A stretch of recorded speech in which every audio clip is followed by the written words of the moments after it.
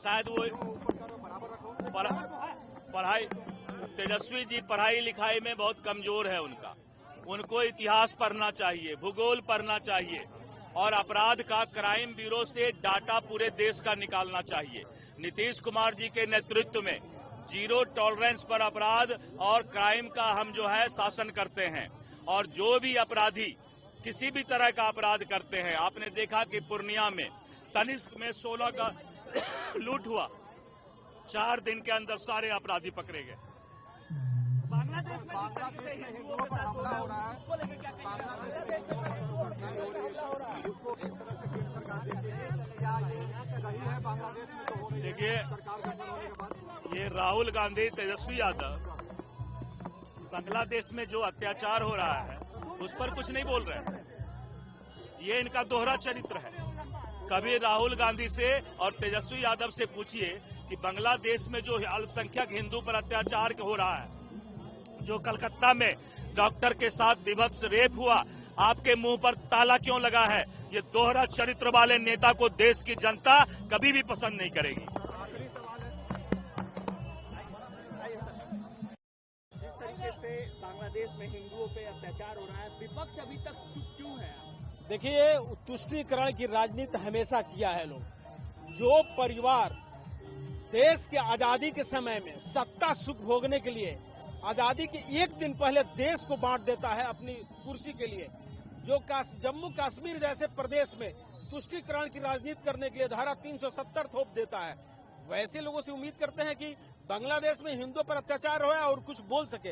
ऐसा कदापि हो ही नहीं सकता है, क्योंकि उनको मुस्लिम वोट चाहिए तो चाहिए। आज देश भर में डॉक्टर ओपीडी बंद किए हुए हैं। बंगाल में जिस तरीके से डॉक्टर के साथ देखिए, पश्चिम बंगाल का एक पार्ट हो गया है आज के डेट में।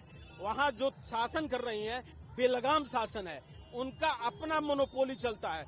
महिलाएं सुरक्षित नहीं है, डॉक्टर सुरक्षित नहीं है, उनके साथ मर्डर किया जाता है, उसके बाद रेप किया जाता है। उसके बावजूद भी कान में तेल डाल के राहुल बाबा और तेजस्वी यादव, अखिलेश यादव लोग पड़े हुए कहीं बोल नहीं रहे हैं। सेंट्रल प्रोटेक्शन एक्ट मांग हो रही है कि इम्प्लीमेंट किया जाए सेंट्रल प्रोटेक्शन एक्ट। देखिए, वहाँ तो होना ही चाहिए, आज नहीं तो कल तो होना ही है। जिस तरह उन लोगों की तुष्टीकरण की राजनीति है, और एक तो महिला डॉक्टर को आपको दिख रहा है, कुछ दिन पहले आप देखे होंगे चैनल में कि एक महिलाओं को दबंग लोगों के द्वारा रोड पे दौड़ा के पीटा जा रहा है, कोई पूछने वाला नहीं था। उस तरह अनेकों घटनाएं रोज हो रही है, कोई पूछने वाला नहीं है।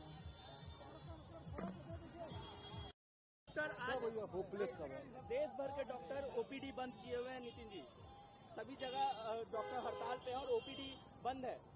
देखिए, सरकार के स्तर पर जो भी चीजें हैं उसकी बातचीत की जाएगी, और जो भी हमारे डॉक्टर हैं, तो डॉक्टर जो भी हैं निश्चित रूप से वो इमरजेंसी सेवाओं के लोग हैं, उनको सभी चीज़ों के सभी पहलुओं पर ध्यान रखना है। और ओपीडी को बंद करने से कई जो हमारे प्रारंभिक उपचार है वो रुकते हैं। मैं आग्रह करूंगा कि सभी चिकित्सक, सरकार भी बात करेगी और मैं भी आग्रह करता हूं। सेंट्रल प्रोटेक्शन एक्ट की मांग हो रही है कि इम्प्लीमेंट किया जाए सेंट्रल प्रोटेक्शन एक्ट। चलिए, वो तो केंद्र सरकार का विषय है, केंद्र सरकार उस पर विचार करेगी। जो हमारे केंद्रीय मंत्री हैं वो इस पर जरूर नजर रखे हुए होंगे। बंगाल में जिस तरीके से लगातार डॉक्टरों पे घटना हो रही है, ऐसे में डॉक्टर खुद को सेफ नहीं मान रहे हैं और कह रहे हैं कि ये एक्ट इम्प्लीमेंट क्यों नहीं हो रहा, आखिर केंद्र सरकार क्यों नहीं कर रही है इम्प्लीमेंट?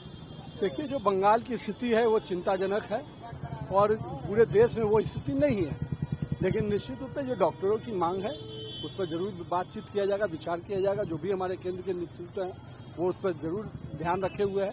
लेकिन मेरा ये मानना है कि सबसे इम्पोर्टेंट है कि बंगाल की स्थिति ऐसी क्यों बन रही है, और कहीं ना कहीं जो लोग इंडिया अलायंस के लोग बैठे हैं उनको बताना चाहिए कि ये स्थिति क्यों बन रही है।